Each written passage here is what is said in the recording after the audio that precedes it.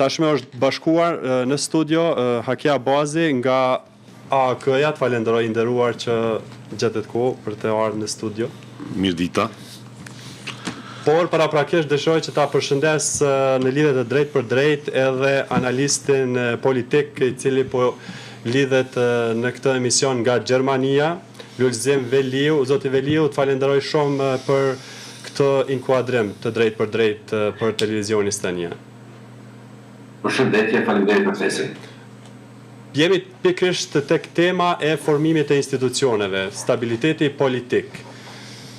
Është i nevojshëm një stabilitet politik pikërisht tani kur kemi edhe aleatët e Kosovës që kërkojnë qeveri stabile, institucione stabile për të jetësuar të gjitha ato plane që kanë paraparë për vendin tonë. Keni me mësafir studio, Po për juve është zoti Veliu, pyetja. Si e vlerësoni këtë kërkesë dhe presni që të ketë institucione stabile së shpejti?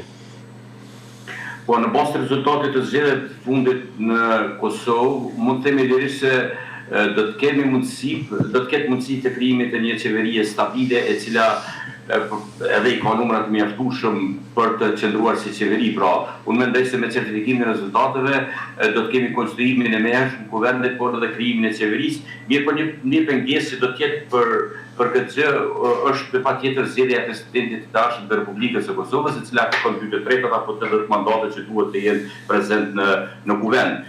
Unë mendoj se ky mandat i kësaj qeverie, apo ndoshta edhe një qeverie tjetër nëse do të kemi zgjedhje të tjera siç janë paralajmëruar në rast mosjes të presidentit, atëherë mund të themi lirisht se kjo qeveri do të përballet me dialogun e mbetur peng që sa ku pra dhe do të jetë, mendoj se do të jetë qeveri në qoftë se do kemi një qeveri që do mbyll mandatin e plot, do të jetë një qeveri e cila do të arrijë deri te përfundimi dhe zgjedhja përfundimtare e statutit të Kosovës. Sa do të jetë vendosur qeveria aktuale apo qoftë edhe një qeveri tjetër në rast mosjes së presidentit, duhet të mbetet për të parë, mirë po rrethonat politike dhe gjeopolitike e kërkojnë një gjë të tillë dhe është stërgjatur ky proces dhe që vetë mos konstituimi i institucioneve të Kosovës e ka bërë që të ngecë për një periudhë të gjatë e sipas të gjitha gjasave, edhe në Serbi do të kemi një zgjedhje të reja, por do të pritet shumë shpejt që edhe presidenti aktual serb të humb pozicionin e tij, të humb pushtetin dhe të rrjedhimisht të shkohet në zgjedhjet e parakohshme. Mirë, po sido që të jetë, ky mandat duhet të jetë ai i cili do të jetë përfundimtar për zgjedhjen e problemit të Kosovës, por edhe në një farë mënyrë për qetësimin e rajonit dhe Ballkanit perëndimor, pasi shihet qartë se ka tendenca të lëkundjes në gjithë procesin që është duke ndodhur në Ballkan, pra lëkundje kemi tendenca edhe nga fuqitë të tjera që janë pretendente për të pasur ndikimin e tyre jo në Kosovë, por në gjithë Ballkanin, dhe kjo e bën të detyrueshme për Shtetet e Bashkuara të Amerikës, për Aleancën e NATO-s dhe për Bashkimin Evropian që të jenë më të fuqishëm dhe më të zëshëm në këtë drejtim në mënyrë që të arrihet një marrëveshje përfundimtare e cila do të çon pra zgjedhjen jo vetëm zgjedhjen e çështjes së Kosovës, por edhe pengimin e eskalimit të situatës në Ballkanin perëndimor. Ndërkohë kërkoj të qëndrosh në linjë, dëshiroj që ta vazhdoj këtë bashkëbisedim edhe me të ftuarin në studio, zotin Abazi, për të ndërlidhur me atë se çfarë tha zoti Veliu. Është e mundur një qeveri stabile në këto rrethana që i jetëson edhe kërkesat e aleatëve, sepse kemi një pezullim të dialogut të planifikuar strategjik. Varet se nga cili e shikojmë këtë situatë, nëse e shohim prej perspektivës së brendshme, mendoj që jemi në krizë të thellë. Zgjedhjet e fundit janë reflektimi një taktizimi të fundëm të kurtit sa i përket shtrëmbrimit të vullnetit politik e qytetar.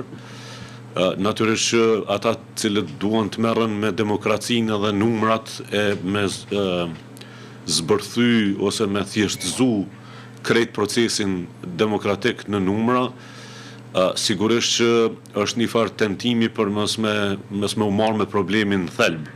Ne kishim një vit sabotimi për me sjell Kosovën me 28 dhjetor në zgjedhje dhe përdorim gjitha aseteve të shtetit përfshi buxhetin publik për me kriju një rezultat.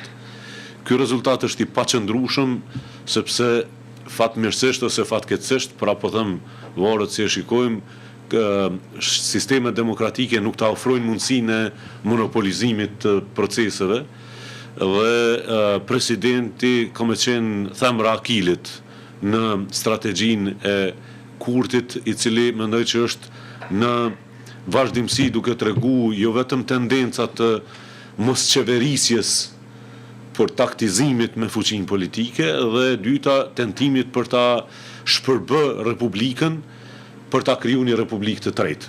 Dhe kjo është arsyeja pse kuvendi është bërë i parëndësishëm, pse procesi zgjedhor është bërë i parëndësishëm, pse programet politike të partive politike janë bë kaq të parëndësishme jo të diskutueshme, është realisht krijimi i pafundëm i zhurmës, i cili realisht e thjeshtëzon demokracinë, fuqi politike dhe numra. Pra numrat jo gjithmonë janë në favor për një stabilitet politik. Absolutisht jo. Realisht numrat janë vetëm funksion kur mungon vullneti politik për me pas dialog politik, me pas konsenzus, me arrit kompromise të rëndësishme, numrat janë veç faktor i cili jep fuqi politike për orientimin e doktrinave. Në këtë rast një doktrinë shumë e rrezikshme komuniste, një model ekonomik i cili ka shkaktuar 6 miliardë gjysmë deficit tregtar dhe një ikje të kapitalit nga Kosova në drejtim Maqedonisë Veriut, Shqipërisë apo edhe ngulfatje komplete e sektorit privat. Do të thotë modeli ekonomik është i gabuar, modeli politik është po ashtu i gabuar se nuk ka dialog politik mes partive politike dhe aktorëve politik dhe kemi tani krizën e rinumërimit i cili ka me sjell Kosovën buzë të një krize buxhetore për mbrana. Nëse e kthejmë nga kondi ndërkombëtar në anën tjetër, mendoj që është luks me menu që NATO ose Amerika ka me u marrë me Kosovën në momentin në një përplasje në Greenland. Ju pat shkumjen e ushtarëve atje. NATO dhe në Iran përfshirë edhe ama Irani mund të ketë pike unifikimin, kuptimin e vlerave demokratike, drejtave të njerëzit që nuk është ndër temat kryesore për cilat po flasim në momentin kur jemi, por Greenland mendoj që është pika neuralgjike e një përplasje të mundshme ndërmjet anëtarëve të NATO-s, e cila realisht do ta rivendos Kosovën, Shqipërinë në një mendim intensiv politik se çfarë ndodh në një moment kur Shtetet e Bashkuara të Amerikës edhe Franca, Gjermania mund të kenë qoftë edhe një përplasje e cila nuk eskalon deri në nivelin e në një konflikti, por një përplasje e cila barrikadon anëtarët e NATO-s në pika ndryshme. Ju kujtohet kur ka qenë çështja e Sirisë dhe involvimit të Rusisë në Siri dhe Turqia bënte lëvizje të cilat mund të atakonin unitetin e NATO-s në përgjithësi, kishte një farë lloj nervozizmi në kuptimin praktik të anëtarëve të NATO-s, se çfarë ndodh kur një anëtar i NATO-s është jashtë rregullave dhe veprimit, dhe unë mendoj që jemi në një krizë jashtëzakonisht të madhe edhe nga ky aspekt, sepse krejt çfarë po shohim është këmbgulja e Bashkimit Evropian për mu kthy në pikën zero aty ku dialogu kërkohet për zbatimin e marrëveshjeve të arritura në Bruxelles dhe Nord. Absolutisht. Dhe kjo është realisht kurthi i radhës për shkak se për Kurtin është vetvrasje politike me kriju asociacionin, ndërsa për Kosovën është vetvrasje politike e qëndrimit Kurtit të njëjtë me atë që kanë ndjekur për 5 vite, sepse varfrimi, masat, mungesa e plotë e diskutimit për integrim evropian, rrjedhimisht edhe njohje për 4 anëtarëve për antarësim në NATO, i bie që ne jemi në stagnimin e diskursit të Kosovës, i cili ka qenë vullnet politik dhe duhet jetë vullnet prioritar për NATO, sepse garancioni vetëm i Kosovës është mbrojtja nga aleatët edhe partneriteti me aleatët, kundrejt një mundësie të një përshkallëzimit konflikteve përtej asaj që është sot në Ukrainë apo edhe në vende tjera.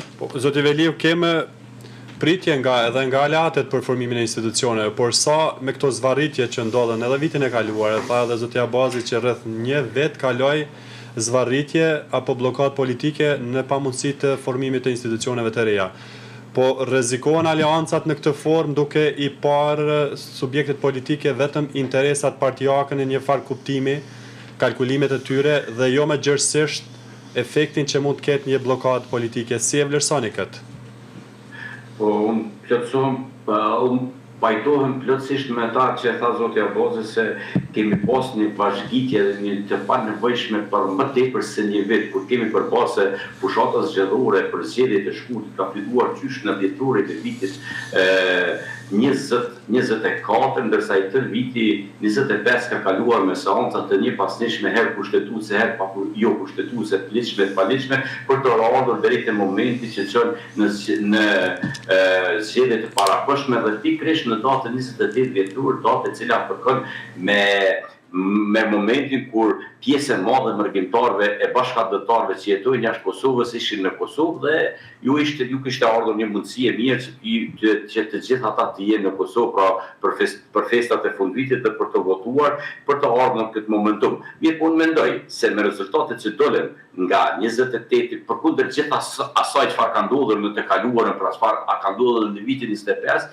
krijim të institucioneve unë mendoj se do të jetë shumë shpejt, pasi që lëvizja vetëvendosje në bashkëpunim apo në bashkëqeverisje me minoritetet jo serbe, pra me minoritetet pakica jo serbe në Kosovë i ka numrat e mjaftueshëm për të krijuar qeverinë. Dhe unë mendoj se në këtë moment është më se e rëndësishme pas krijimit të institucioneve që edhe partitë opozitare përkundër rezultatit dhe përkundër gjithë atyre premtimeve dhe dëmave dhe pabërat e tyre në vitin e kaluar që duhet të jenë pjesë e kuvendit dhe të votojnë marrëveshjet ndërkombëtare të cilat janë në pritje tash në periudhë të gjatë, marrëveshje të cilat do t'i sjellin afërsisht 1 miliard të hyra vendit tonë. Pra është një gjë shumë e rëndësishme. Po, partitë opozitare kanë shfaqur gatishmëri që të miratojnë marrëveshjet ndërkombëtare. Ajo që është kritikë edhe e tyre është se mungon gatishmëria e një bashkëpunimi, sidomos e partisë fituese me subjektet e tjera shqiptare brenda parlamentit, për të jetësuar përveç marrëveshjeve ndërkombëtare edhe planet e tjera apo sfidat e tjera, siç është përmendet edhe jo zgjedhja e presidentit të ri. Nuk ka sinjale se mund të ketë një harmonizim apo bashkëpunim për një marrëveshje. Në qoftë se i shohim me kujdes të dy fushatat parazgjedhore, pra të shkurtit dhe këto të dhjetorit që janë mbajtur në vitin e kaluar, shihet qartë një zbutje dhe një fjalor, një gjuhë tjetër si nga pozita, ashtu edhe nga opozita, edhe nga vetë zoti Kurti, pra kemi të bëjmë me një qasje tjetër që është bërë gjatë gjithë fushatës, e që në fakt mendoj se një gjë e tillë ka ndikuar dhe i ka sjellur edhe disa numra të ri dhe i ka bërë të mundur që tani ta krijojë qeverinë si e vetme, dhe unë mendoj që është momenti për reflektim si nga pozita ashtu edhe nga opozita. Po pikërisht zoti Kurti një gjë të tillë më së miri duhet ta dëshmoj në rastin e zgjedhjes së presidentit dhe duhet të jetë i hapur për emra të tjerë e ndoshta edhe për emra që do të vinin nga opozita, e për mendimin tim do të ishte zgjedhja më e mirë, zgjedhja e një presidenti konsensual, një president që do të ishte i pranueshëm për të gjitha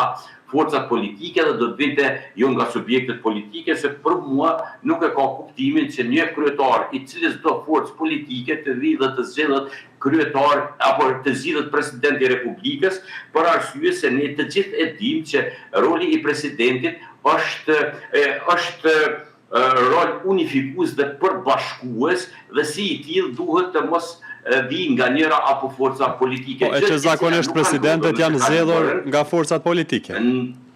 Po, pra, gjë që në të kaluar nuk ka ndodhur për jashtë presidentën Ativete Jahjava që ka qenë presidente e Zarfit, siç është quajtur në kohën e saj, mirë po unë jam i mendimit se një president i tillë për momentin Kosovës është shumë më i mirë. Ose nëse merremi në praktikat e vendeve të tjera më demokratike që kanë përvojën e të kaluarën, për shembull në Gjermani, në të gjitha rastet kur njëra forcë është në pushtet, pranohet i propozuari nga forca e dytë, pra forca tjetër opozitare. Aktualisht në Gjermani, presidenti e Republikës kemi një që vjen nga SPD-a, Socialdemokratët, pasi që pushtetin e kishin fituar Kristian-Demokratët. Pra do të ishte një praktike mirë që pozita e presidentit në masilë të lashe. Pasi të kalohet kjo, pra pozita e presidentit, duhet ta kemi të qartë se ajo me të cilën duhet merren të gjitha subjektet politike, si pozita ashtu edhe opozit, është dialogu që ka mbetur në gjysmë dhe duhet vazhdoj e me patjetër edhe të përfundoj, pra të mos bëhen përjashtues qoftë pozita, por edhe opozita, po të jenë më të unifikuar dhe në bazë të numrave të marrin edhe përgjegjësi, pasi që Kosova është e të gjithëve. Sot kemi një kryeminist nga lëvizja vetëvendosje, nesër mund të jetë një subjekt politik tjetër dhe vetëvendosja dhe zoti Kurti do të jenë në opozita, po ndoshta nuk do të jenë pjesa e opozitës. Kush do të shoh? Pra, kjo duhet të bëhet praktik dhe duhet të dimë se me fitimin e votës dhe me fitimin e pozicionit udhëheqës nuk e ke fituar vendin dhe nuk është se është bërë Kosova apo Republika e cili do subjekt tjetër, por ke marrur përgjegjësi për të kryer detyrat kundrejt votuesve, por edhe atyre që kanë votuar kundër. Pra Republika është e të gjithëve, pozitës, por edhe e opozitës. Zotja Abazi, është i mundur një kandidat që është konsensual, po themi këtë formë, mundësisht të jetë apartijak? Tani, unë mendoj që do të jetojmë në real politikën e Kosovës, 4 vitet një qetësie të opozitës, që shumë shpesh kritikohet se ka qenë jo aktive në mandatin e kaluar, i ka kushtuar shumë. Domthonë po shihet rezultati që të qenurit pragmatik, votimi i marrëveshjeve ndërkombëtare, marrëveshje nënshkrimi edhe aprovimi marrëveshjeve kontraverze, siç është ardhja e të burgosurve të rrezikshëm nga Danimarka për shembull. Nuk janë këto pjesë të një si themi mirëkuptimi demokratik nga ana e Kurtit. Përkundrazi është rrëmihje e terrenit, nuk është e vërtetë që e ka zbut gjuhën gjatë fushatës. Çka ka bë Kurti ka decentralizu fyrjen të Ardiana Matoshit, të Nizir Kraku, të eksponent tjerë të cilët kanë përdor fjalor të njëjtë, të ngjashëm me intensitet fyes dhe në anën tjetër ka aktivizu në nivelin shumë më të lartë në rrjetet sociale, në mediat e reja, një ushtri ton të fyre. Ata që nuk e përjetojnë lëkurën e tyre e mirëkuptoj tendencën për me pa ndryshe, po Kosova është në krizë morale, politike, juridike, kushtetuese. 12 ligje ju kanë kthy 13 ligje ju kanë kthy Kurtin nga gjykata kushtetuese. Nëse nuk po kuptonin çfarë krize jemi, atëherë unë mendoj që jemi të destinuar të shkojmë drejt shpërbërjes edhe dorëzimit të Republikës. Kaq alarmonte është situata këtu. Çfarë keni bërë ju si opozitë, zoti Abazi? Unë mendoj se në këtë Fal, veç ta përfundoj të lutna se nuk i marr me bë debat në televizion, jo. Them këtë se opozita kosovare në përgjithësi, jo vetëm Aleanca, por edhe PDK dhe LDK kanë qenë aq viktima në politikë dhe kanë qenë të rëna komplet në politikën populiste të zotit Kurti. Dhe pikërisht kjo ka bërë që jemi në këtë situatë, sikur të kishit guxime dhe të bënin një opozitarizëm e të dilni me ide dhe me programe më të qarta, por edhe me kauza që ju ka munguar për 5 vite opozitarizëm, nuk kemi pasur asnjë kauzë të ngritur. Nga këto subjekte politike. Si po mendoni ju Tarzani Kurtit?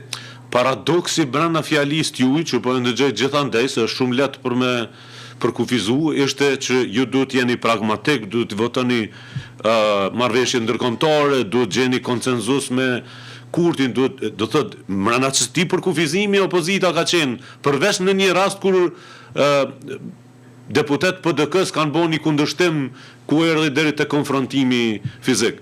Tani më vjen keq që më duhet ju rikujtoj ose duhet ju ta rikujtoni veprimtarinë për sektorin energjetik, për shembull, me 10 fjalime që kanë bërë në Kuvendin e Republikës për mungesën e plot strategjisë së sektorit energjetik dhe sot jemi në kolaps energjetik.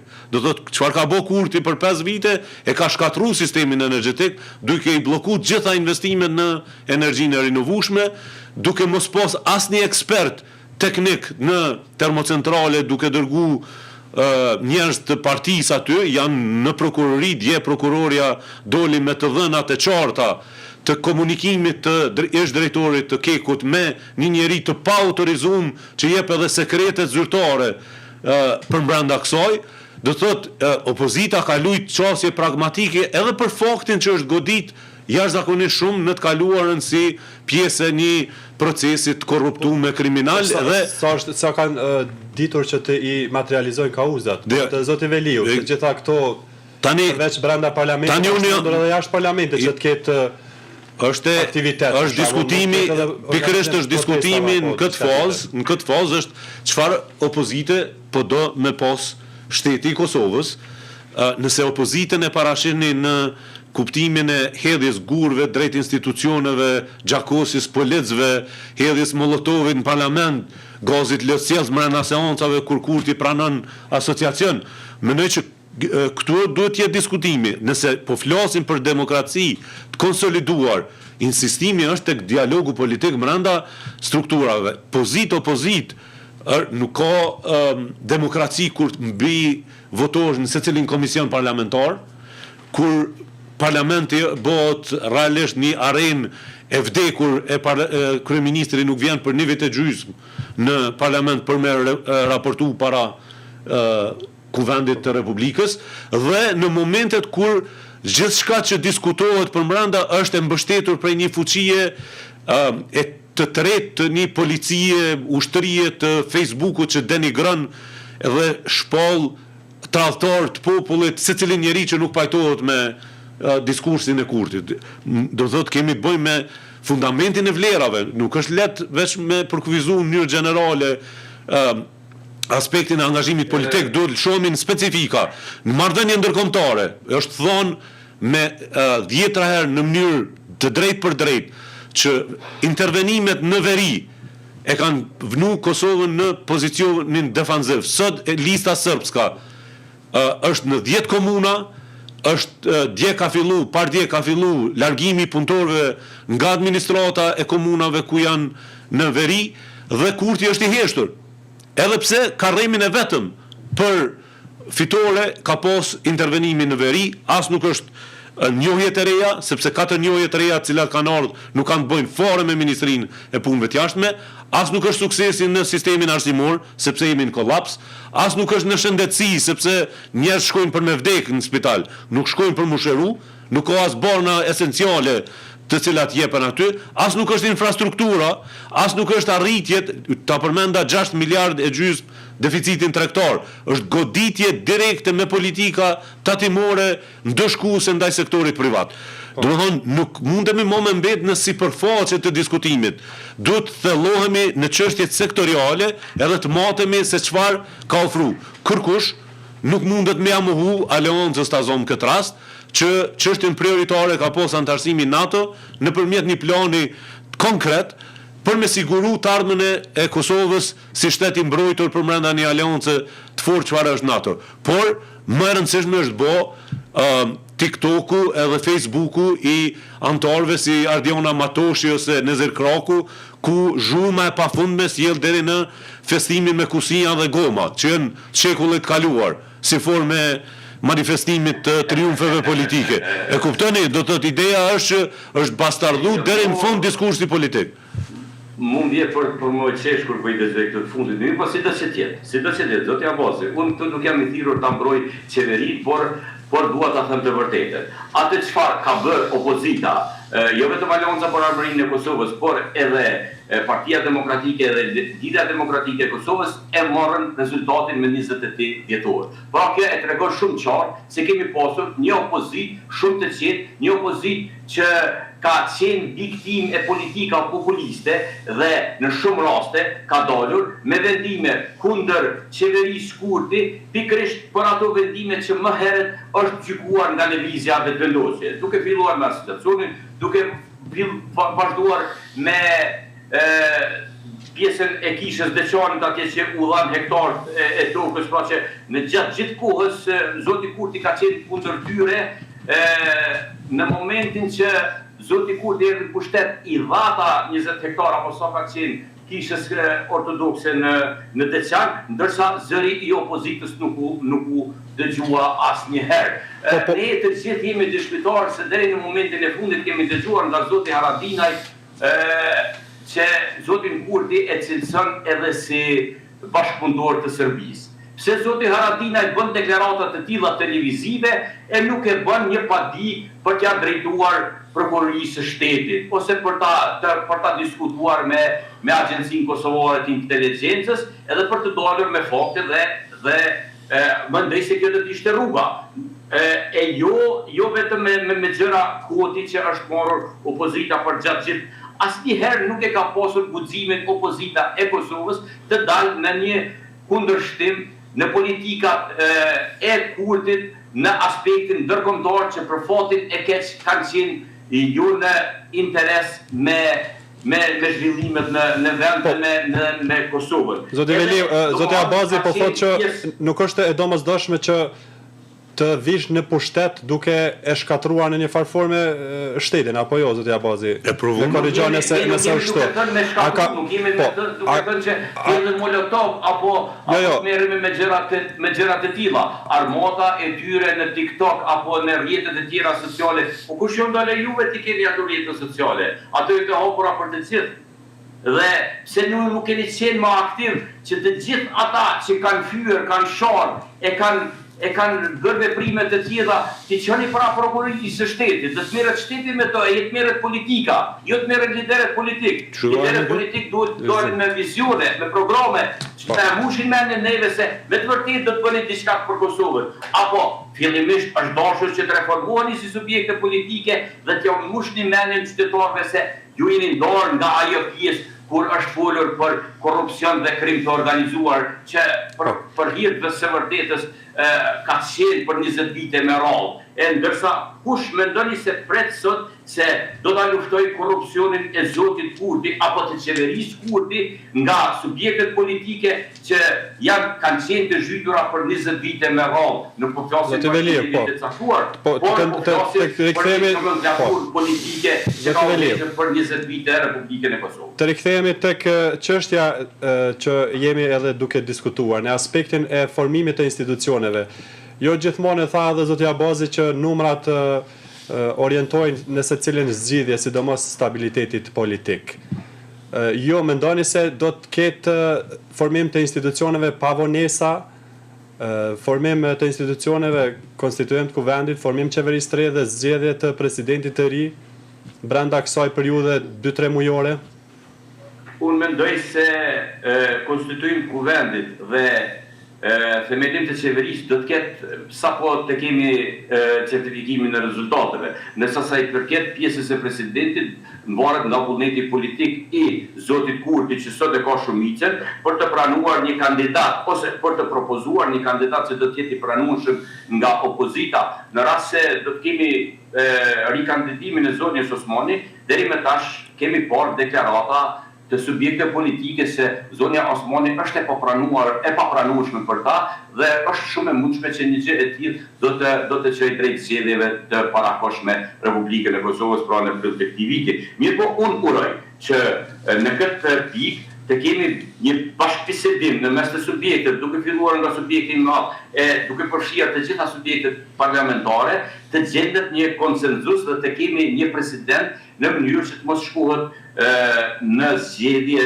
të reja, pasi që është e tepërt dhe është e papranueshme për Kosovën të kemi kaq zgjedhje në vitin 25 kemi pasur 4 parë zgjedhje. Dhe nëse do shkojmë sërish në zgjedhje, atëherë po e tregon edhe seriozitetin e vendit tonë. Pra po e vën në pikpyetje shumë atë seriozitetin dhe besueshmërinë e të gjithë klasës politike në Kosovë. Unë uroj që të kemi një konsenzus në mes të gjitha subjekteve dhe të zgjidhet një president i cili do të jetë i pranueshëm për të gjitha forcat politike dhe do të votohet unanimisht në Parlamentin e Kosovës. Falenderoj shumë zoti Veliu për këtë kohë që ndatë për televizionin tonë dhe këtë analizë që dhatë. Faleminderit, ishte klasi. Ditë mbarë. Zotja Abazi, mbetemi tek zgjedhja e presidentit të ri. Pozicioni i AK-s në këtë pikë. Ka vot për Vjosa Osmanin apo jo, sepse ka shprehur hapur synimin e saj edhe për një mandat. Tani, nëse flasim për pozicionin e presidentit si kategori kushtetuese, unifikuese, Vjosa Osmani ka dëshmu për kaq vite, sa është presidente, 5 vite, që përveç se është e njëanshme, ka dëmtu rënd procesin e unifikimit edhe përfatësimit unitetit politik në Kosovë. Rrjedhimisht, zonja Osmani është e papranueshme si figurë e cila do vazhdonte edhe një mandat tjetër, por para kësaj mendoj që është shumë e rëndësishme përveç emrit përveçëm në këtë rast është procesi për të arritur atë. Se elementar s'ka kandidat tjerë, prandaj po flasim për një ideja është kandidaturë tashmë të shfaqur. Këtu është kriju kultura e të qenurit imponues në procese politike. 57 herë tentimi për Albulena Agjiun me qenë kryetare e parlamentit dëshmon kryenetësinë, refuzimin e pafund për një dialog politik i cili do ulte palë në tavolinë edhe do arrihe një dalje nga një situatë e cila më spoku i shkon për shtatu i publikut Kosovës, shtetit. Dhe më shumë duket si që po i shkoj për shtati vetë Kurti duke e sjell në mënyrë taktizuese ditën e zgjedhjeve me 28 dhjetor. Çka duhet këtu të friksohet dikush ta thot hapur që kemi të bëjmë me një proces sabotues përderisa buxheti i shtetit, asetet e shtetit janë përdorur në funksion të këtij taktizimi. Nuk janë përdorur, kemi 6 muaj e gjysmë që ka rënë një copë dhënë në autostradën Prishtinë-Tiranë, janë vdek disa njerëz aty për shkak të pengesave dhe nuk kjo qeveri ka qenë pa aftë për me heq 2 ditë punë me dhëun. Kemi 5 vite teatri i Kosovës në mes të Prishtinës, që është vënë në renovim dhe as nuk është afër më përfundu, e gjithë qeveria ka qenë pa aftë për me bëni një gjë të tillë. Çka ka qenë aftë me taktizu me idenë që duhet luftohet me çdo kusht kundërshtari politik deri në eliminim të tyre. Nëse ky është qëllimi, synimi, atëherë unë nuk shoh e bona rrugën e gjatë për një përgjigje, nuk shoh dalje prej një kësaj situate ku do vendosej opozita në një pozitë imponuese për qëndruar në sallë për emrin e Vjosa Osmanit. Po, pa marrëveshje nuk mund të qëndron në sallë. Tani po këtu është djalli që ndron në detajet e kësaj, sepse për Kurtin në fakt kjo është në favor, sepse do t'jam mvesh prap opozitës idenë që nuk dashten me zgjedh Vjosa Osmanin, por shkojnë në zgjedhje të reja. Dhe kjo përkundër faktit që po flitet që mund del një emër cilin nuk mund ta refuzoj opozita, mendoj që kjo në fakt nuk është qëllimi i Kurtit. Qëllimi i Kurtit është që ta eliminoj Vjosa Osmanin, por pa se po eliminon Vjosa Osmanin nga të dalë në kandidaturë me pas të mos votohet. Të mos votohet, absolutisht. Dhe në anën tjetër të shkohet në një palë zgjedhje të reja ku Vjosa Osmani del me listën e vet dhe tenton që ta shkatërroj LDK-n edhe ta përjashtoj AK-n nga procesi politik. Një fraksion të LDK-s që mund të krijohet në të ardhmen. Ose një fraksion po unë mendoj një Osmani qëllimi reale ka bërë të qartë që nëse nuk votohet si presidente do t'i ketë përballë politikisht. Kjo është rrjedhë natyrshme e funksionimit përbrenda, po unë mendoj që për Kurtin kjo është strategjia, që t'ia imponoj Vjosa Osmanit dalë në tregun politik, ose në listë të përbashkët ose në listë të veçantë, tani janë çështje tjera, dhe të tentoj ta godas me propagandë çfarë veç është filluar kundër LDK-s duke hedhë zjarr mbi një konflikt në mundshëm të mbrëmshëm. Tani a do jetë e mençur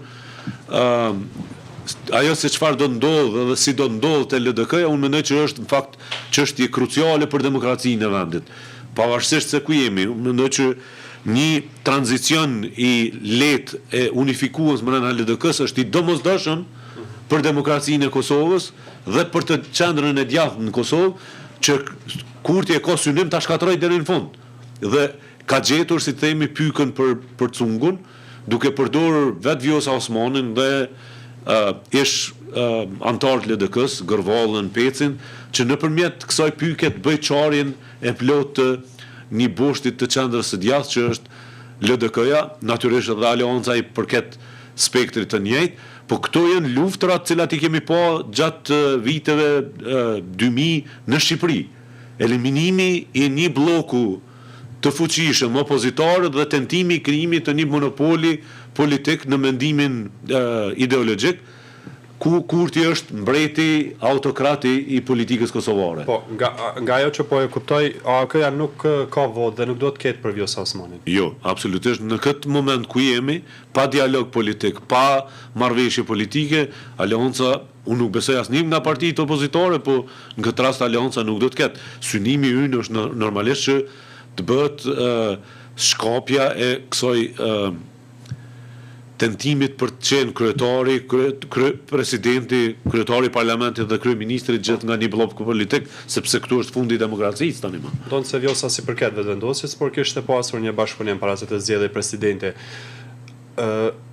Është i mundur apo përmes një listë, në listën e një listë ka qenë bashkëpunim, por nga lista guxo.